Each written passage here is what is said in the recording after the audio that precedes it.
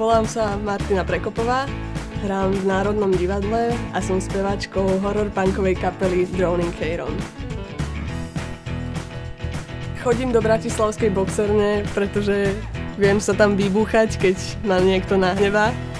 Ale tak zároveň je to aj dobré cvičenie na komplet celé telo, ako človek tam precvičí aj vlasové korienky niekedy. Sila tam určite je, aj keď sme mali koncerty, tak niekedy som mala lepšie bicepsy ako náš bubeník.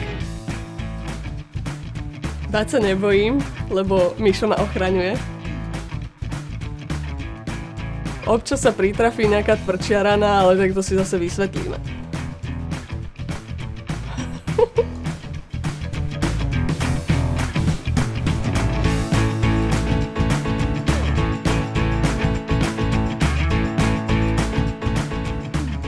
Ja si myslím, že vo veľa kluboch je to tak, že komplexne trénujú všetkých, ale tu naozaj ide a pozerá, čo kto robí a opravuje ľudí, aby robili veci správne. Takže to je naozaj najlepšie na tom, to si cením.